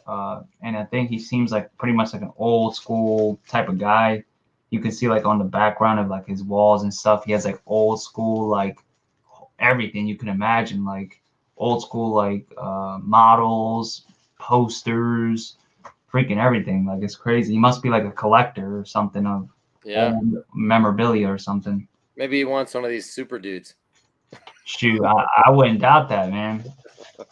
I bet you if you sent a picture to Retro Bass, and he'd be like, "Oh my god, you've got a super dude." Yeah. Yeah, And he'd I be like, do, and I have no clue what the hell that I thing don't know what it is or why I should care, but cool. is.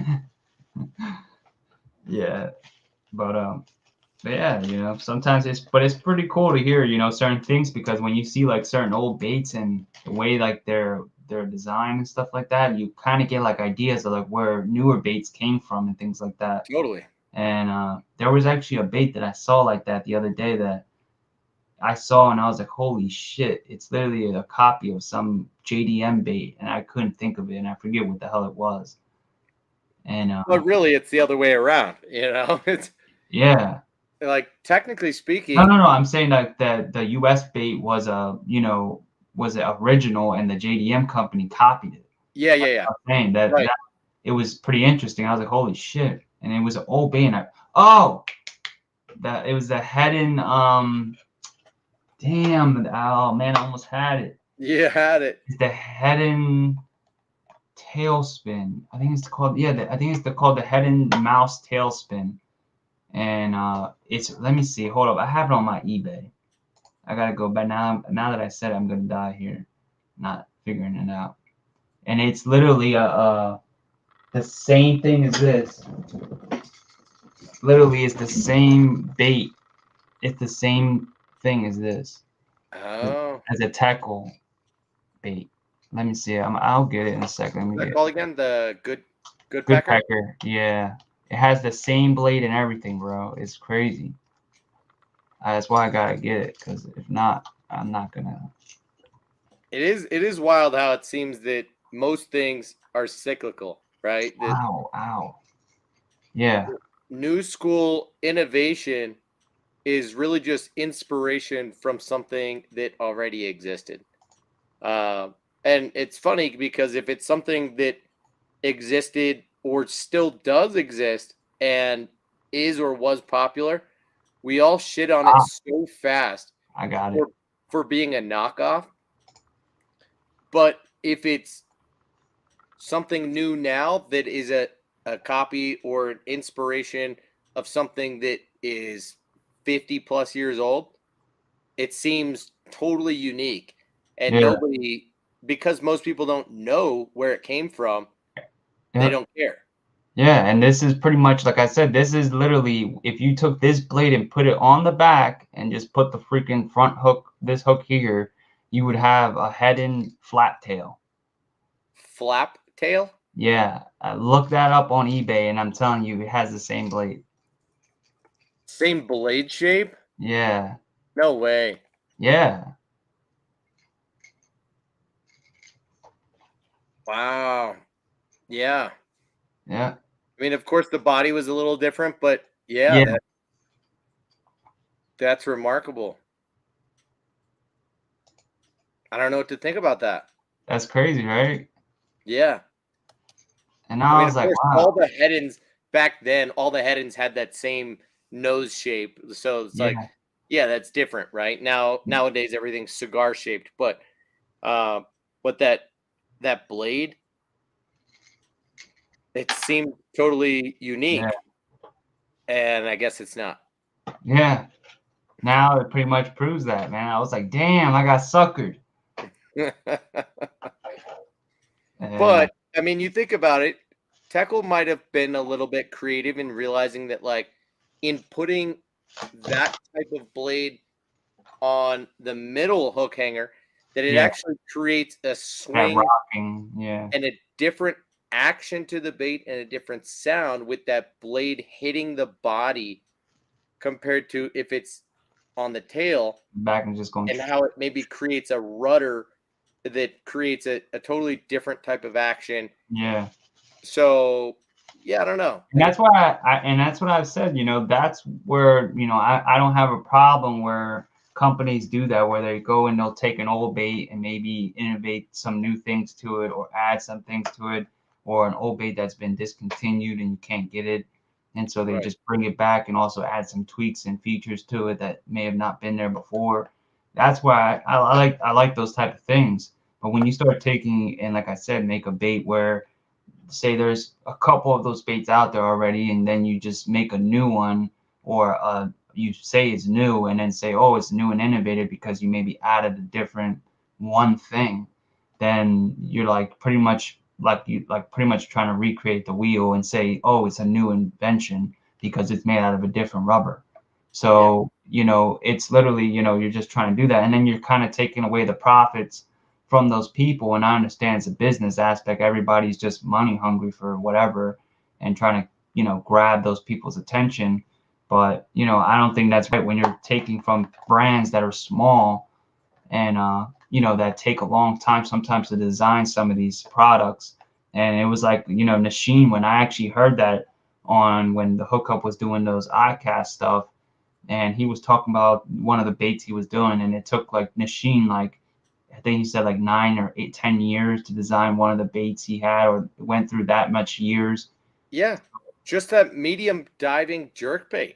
So then I was like, imagine if someone like him, where he's a small company or something like that, and he took that long to design that bait, and someone went, a big company, say Berkeley or just any big company anyway, and they went and took that exact bait and copied it and sold it for about $3 cheaper. And then all of a sudden, a bunch of people are like, oh my God, you see that new bait that just came out, or new jerk bait?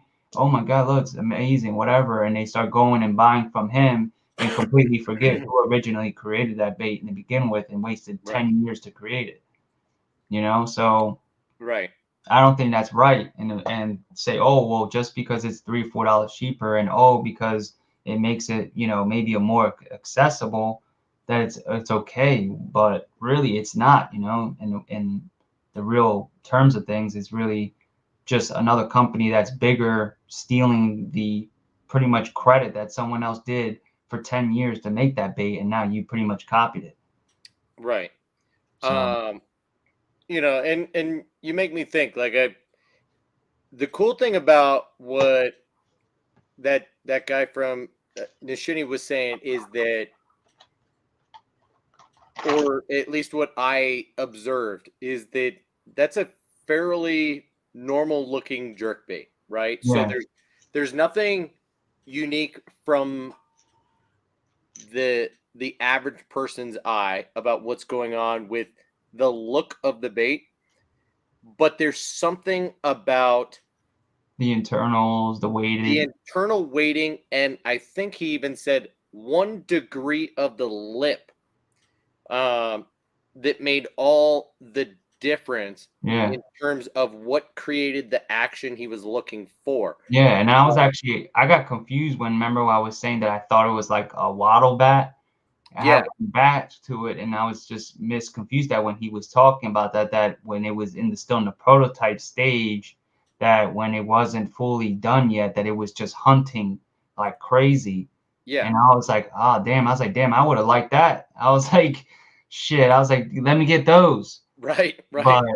he's like, no, that he didn't want that, and that he Yeah, wanted to change it. And I was like, no wonder. yeah. So It's completely about what he's visualizing as something that would work for him. And if everybody else is inspired or interested in that type of thing, then great. Um, but it's almost like he doesn't give a rat's ass about spending the company's money, because it's just about creating. It's like it's an art form for him. Like, he yeah, really just wants to find what he thinks is perfect, not what he knows most people will buy. So it's not yeah, about branding, it's not about looks. It's strictly about the action that he initially visualized. And when the bait is supposed to do 3 things and it does 2 of those really well and one of them poorly, he's yeah, like, nope, nope, we got to back to the drawing board. yeah. And they're like, well, Come on, most man. companies would say, listen, this is a good bait, but Yeah, what's the problem? Everyone's going to buy this, especially if we just, package it a certain way and we call it something cool and we yeah, make some cool color patterns that, like, everybody will love it. But that's not important to him. And I have a lot of respect for that, yeah, is the fact that, like, he's not thinking bigger picture. He's just laser focused on the creation, on the yeah. art and the action. And the And I think quality of the that would bait be overall. Yeah. very difficult for another company to replicate, because you can copy to a certain extent. Yeah. And these days, most copies are just about the way that the bait looks, the way that it photographs, the way that it looks on camera, maybe even on video or the initial, swimming video. Like that's enough to hook most people by a long shot into buying the bait. But Yeah. it's the little subtleties that make technically all the difference, especially for a guy like that who cares about the details, um, and wanted something very specific from the get go. That it all comes down to. So I have a lot of respect for that. Yeah. That he's stubborn, right? Yeah. And that's why I kind of also the same way I feel about that I say brand or I see however the way you say it. Hmm. They're pretty much the same way as almost like machine. They're very, very small. And it's very I'm pretty sure it's like this old guy that pretty much makes that stuff and designs that stuff. The whole pretty much bait design process behind that brand is this old guy that really is almost just like machine and pretty much designs the stuff himself and takes a while to design the stuff and just for a company that's overseas to just pretty much take all that pretty much recognition and pretty much say that most people when they hear the Berkeley Gilly they pretty much think of Berkeley. They don't think of the icy Right, the gill skill flap. set, which originally is what gave those people that idea, which then they now have and are saying is an innovative product, but it's been out for 3 years. Yeah, And so people think that, oh, well, yeah, listen, it's an amazing product. It's awesome. You can get it, easily. Yes, I agree with that. But it's just the whole fact of that they're pretty much taking that other whole company, small company's profit when that small company took years to make that little bait and thought that that would be a good idea to sell that and then pretty much takes their whole profit margin away from them because you're pretty much filling up that whole gap of what people have been complaining about that it's not there. So now they have the ability to buy it, so they're just going to buy Berkeley and say, screw the icy gill set. Why buy that if I can get the gilly? And so right. that that affects those small guys that are doing that. Yeah, for sure. And Although and if I they don't have know the how much. money, what was that? I was just gonna say I don't know how much those guys in Japan are really. They're not thinking bigger picture. They're Yeah, not hoping that it's going to be the next thing that makes them rich, yeah, right? They're really just wanting to make something that they're proud of, and if it happens to be something that is successful, then great. So yeah, my guess is that for most of those JDM manufacturers, they're hoping that it might turn into something that the average Japanese angler adopts, that it becomes something legitimate there. I yeah, don't think that they're thinking about any of us. I don't think they're thinking about global stuff and making, a fortune on one bait. They, yeah, they don't really care about that. So it's hard to know from their perspective how they might actually feel about that. But of course, we have the perspective. So we're the ones thinking, well, shoot, shouldn't Hiroshi have been releasing? He admitted on that video that he made that he's been through like 5 iterations of the bait or something crazy like that. yeah. And they've made molds for him every single time. Like, why not go ahead and make you know, a whole bunch of baits while you've got the mold made, and it's good for one thing in edition number 1. So this is the Nishini Erie Darter DD1. Yeah, It meaning just edition number 1. This is the rough draft, but it does this one thing really well.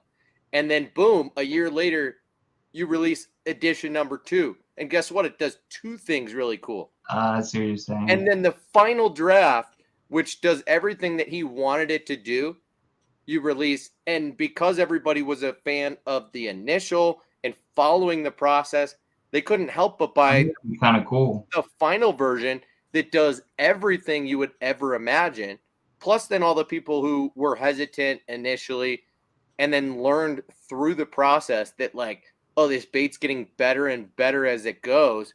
Holy shit, I gotta have this one bait that like finally was perfected. Yeah. But he's not even releasing it until it's perfected. Yeah.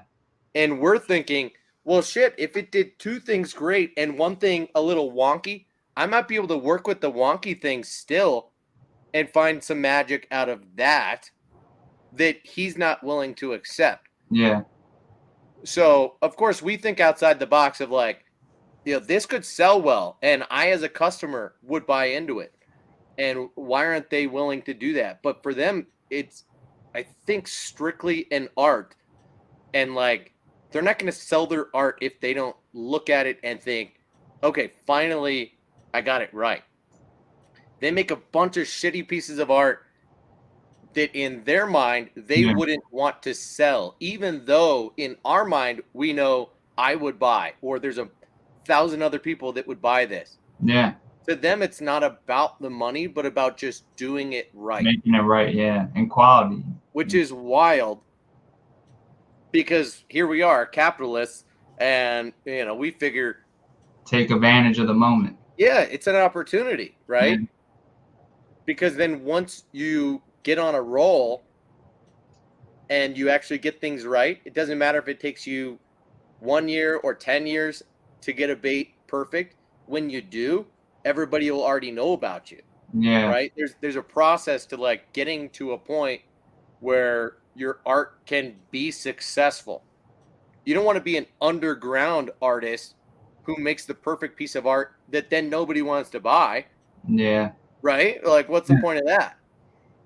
You gotta advertise. Why not work your way up and show people the process that, like, yeah, it takes a lot of fucking hard work and messing it up and deciding to go back to the grindstone and fix it and keep making it better. Yeah. But let people in along the way, let people have one of your early pieces of work that you don't think in retrospect was that great, but because you got to where you are now, people look back on it thinking, wow, it's still really special to have something that they made early on, even though it's a little rough here and there. Like, I love it for what it is and have made it work. But I don't know. There's not a lot of that sort of perspective. Yeah. I think a lot of these small makers. Yeah, they're really like perfection is really like. Yeah, it's a cultural thing. Everything they make mainly is like you don't see crazy imperfections. Even like on like that JDM swim bait I got, the damn thing looked like it came out of a machine.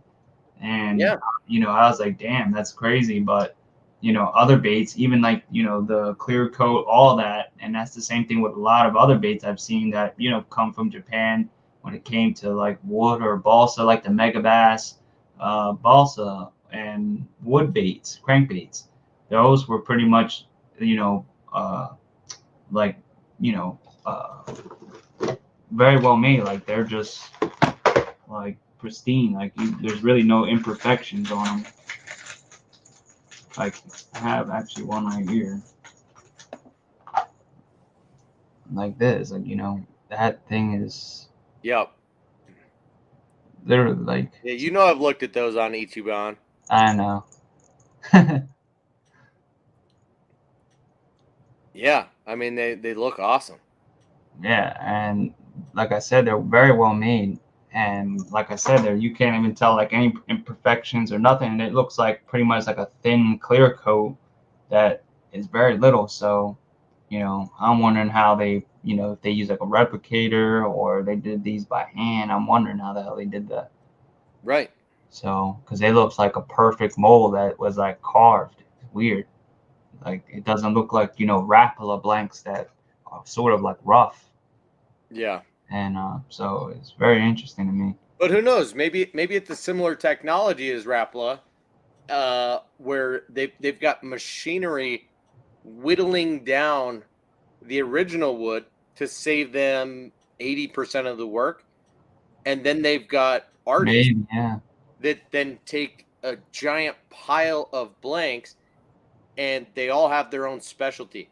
So someone's sanding down to make the perfect body, and then someone's inserting the hook hangers, and then someone is inserting, like actually putting the bill in there, and then someone is clear coating, someone's painting. So there's an entire assembly line, Yeah. but they're cutting corners on the front end by making it into a rough shape so that they're not wasting a lot of Material. material to start out with. They're not messing things up, and they're not spending nearly as much time Yeah. Cuts on the the time in half. scrap carving, right? Yeah. Yeah, that's actually I didn't really think about that, but that probably could be a possibility. And especially how the way Megabass works like that, they're like a little like a chain pretty much where they pretty much do like steps into the baits like that. Yeah, everybody's got their own specialty. Like Even with their the Vision 110s when they do like the fine art and stuff, they have it go through that special process where it goes to those painters that right, there's like 6 different painters yeah, that all work on one paint job, right? yeah, it's pretty They're interesting. just working on hundreds of baits per day. There's one person that all they're doing is a stripe down the back. Yeah, One person who's doing a shot on the side. It's yeah, like, that's how you get through 1,000 baits yeah, quickly. it's It's not crazy. that literally one person is taking a Only one. dozen baits and doing the backs, and then Yeah, changing out the color and doing the side, yeah, changing out the color and doing the dot. Like, that doesn't make sense. yeah. Everybody has their own job. Same color all day long. Psh, next bait. Psh, Yeah, next 12. Yeah, but Daniel said also wonky for him could be, fire for somebody else, which like I was saying too, Yeah. that one that was hunting, that I would have took that, a jerkbait that hunts. That sounds amazing. Yeah. I think that's what we were talking about. It's like addition number 2 that for him was a Yeah, slight reject because yeah, it the didn't quite prototypes. do that last thing that he wanted because it acted funny. Yeah, That was my whole point, is that the funny and for him might be just like the deal for a lot of people. We could and I find some magic in what he finds to be not quite right. yeah, and I think that whole idea too that you were saying about that, whole thing of allowing people to get those steps of baits is that it also allows you to like almost feel like you're a part of something where you're seeing like the brand grow or like the lore get to where it's going to go, and you kind of feel like you're in that part of like almost like the lore building phase where Yeah. almost like where the lore designers or like say Todd Castledine where he's getting all the prototypes and stuff like that. You have that same ability of being able to buy a prototype stage in bait where Yeah. you're able to get that in, and it's almost like you're like, oh crap, I got something that maybe won't be around for the future, but for now I can get a few of them and try them out. I think that's Well, and pretty that's a great way to look at it, right? yeah, Is to see it as a prototype, even though theoretically all the molds are made so that yeah, it could end up being 3 different baits, but ultimately, at the end it of the could be the day, beginning stage of a most people are going to want the final version that can do everything well. But yeah, there will be a small niche of people who say, well, listen, edition 2 had this slight imperfection, right? Kind of like an OG Wigglewort. yeah, Like, okay, the mold was fucked up, but I like that. And there's a reason why, because I can work the bait in this way and it will just do wild things and my fish go crazy for it. And all it takes is for that idea to catch fire before all you know, uh, everybody wants edition number 2 instead of the final edition. And guess what? You've still got the molds. They haven't been yeah, destroyed. yeah, and Right? you could always bring it back. Yeah. Or even if you wanted, you could like maybe do like a collab with another bait or another company or something, sell that mold off, and they maybe be the ones that would make Right. that from now on. Yeah. Do you think Rapala ever feels dumb for not recreating the original Wigglewort? you know, like, and I know that's not like they probably trashed the old molds to Yeah. create the new ones, right? Because they thought they were fixing a problem. There was an imperfection. The molds were slightly off. Yeah. And so they thought they were making a bait how it was supposed to be. They fixed it. Yeah. But presumably they threw away the old molds. Wouldn't it have been smart of them to keep the originals just in case? Yeah. And then make like an OG run of the wiggle They work. could be doing drops like small bait makers right now and Yeah, be making absolute bank on wiggle warts, that's true. selling them at 30 to 50 bucks a pop, Yep. and they would sell out immediately. Or at least like, like $25, at least double Dude, but or they're more. ABS, they're cheap to make, and they could be selling them for a Well, lot. well, imagine if they went and actually made them at a butyrate as well. Nah, there's the deal. But that's controversial, right? Because Yeah. butyrate is harder and harder to make baits out of these days with the environmental impact. But yeah, that would be kind of the ultimate. Or that bone material like the Lucky Crafts are made out of, Yeah. which I'm not sure if that is a butyrate or not, but Well, I hope nobody's watching because I feel like we're getting on to something here, and maybe in not that long we should create some ideas. We should do something. the butyrate. You talked a long time ago about converting your collection into a business. No, we've got something bigger here. Oh, Adam's in here. Adam now he comes out when the butyrate starts getting to talking. Yeah. What's up, Adam? You a big Norman fan or what? Yeah, the butyrate are pretty cool. It's a good sound. It is. Actually, Rebel still makes their the saltwater pop R out of like a butyrate. It has like a butyrate sound.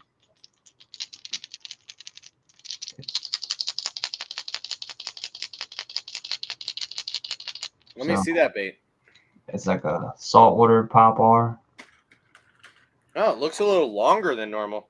Yeah, it is. It's thinner. Are most of the Norman baits still made out of butyrate, or did they stop that at some point? I'm not sure. I think they still make them. The older ones were, but not the new ones. I'm not sure. I know that the what's it called, Castaic, or not Castaic, Lucky Strike is still butyrate.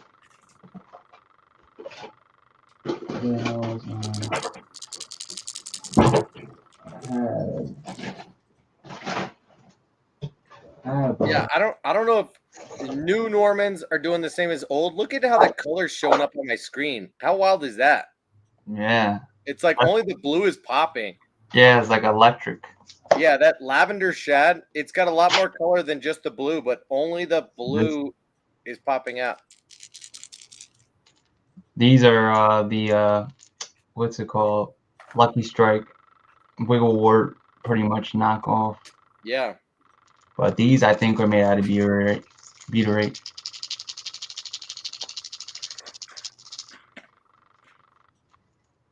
And they have, a little bit of a, not the most even lip, but they're not bad. They definitely work. Adam says that Normans are ABS now. I wonder how long that's been going on. I mean, I know that regulations were put in place some time ago, because either I don't know whether it is not great for the environment or it causes cancer.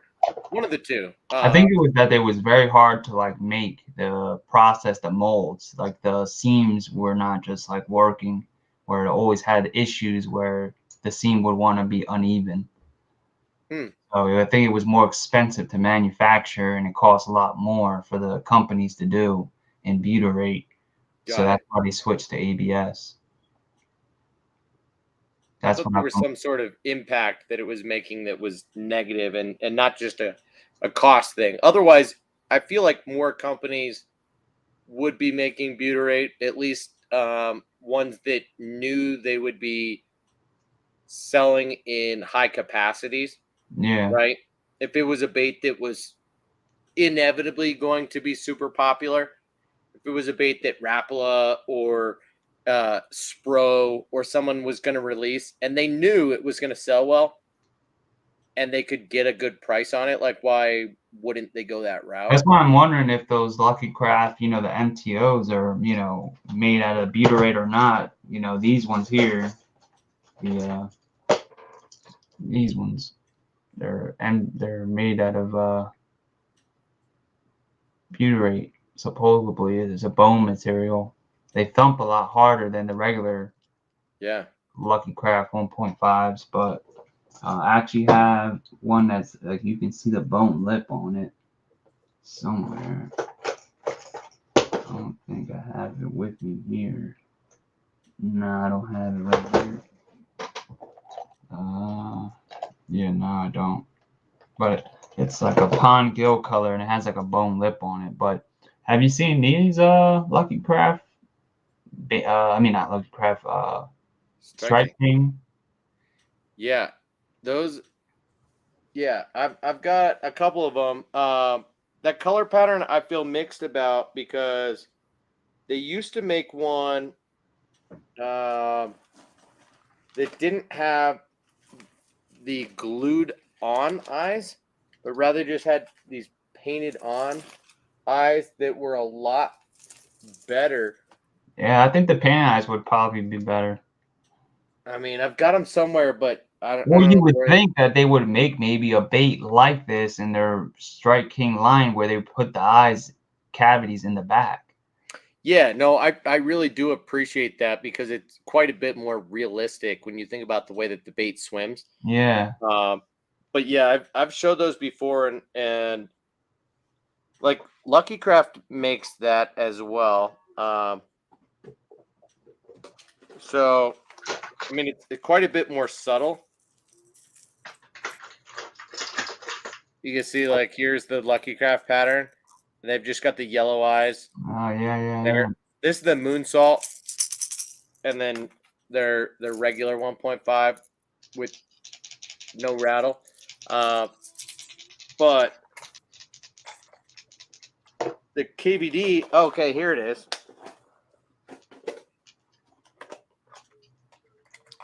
I don't know where the one is that I just showed you, but here's the painted one. Oh, yeah, that one's nice. And you can see that those eyes look quite a bit better, and they're not going to come off. Yeah, it's easy.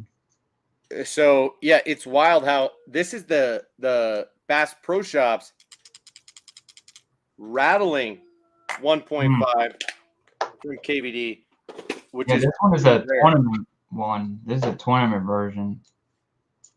The tournament 1.5. And then I have the other color, that damn sun gill color in that too. This is actually that box that I was letting my little cousin use, but this is he's on the thing with his daughter.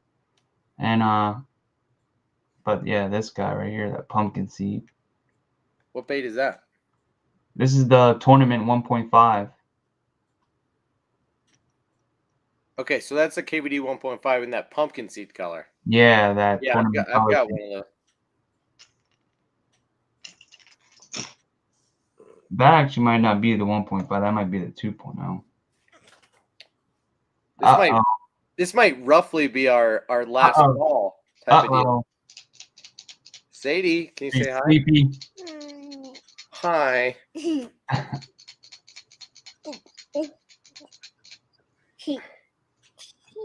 You see Matt rattling some baits? Ooh. Did you this one here? That one. A bait that I swear they copied off of OSP. See that? I was gonna say, is that a Blitzmax? And look at the weight. Look at the weight. It's even the same.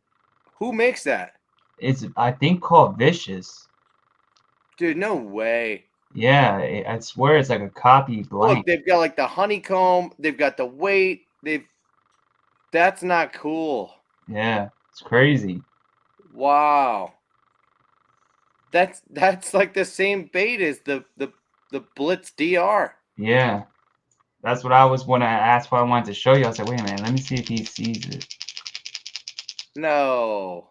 Yeah, and Wow. I think it's like not even a quarter the price. Like I think it's like $6 or $7. Yeah, of course, it's tempting, right? Now I'm like, oh, maybe I should grab one of those just to see. But Yeah, dang, dude, that looks too similar. yeah, very similar. It's crazy. I was like, wow. And when I looked, I was like, wait a minute. I was like, that looks very familiar. Sure does.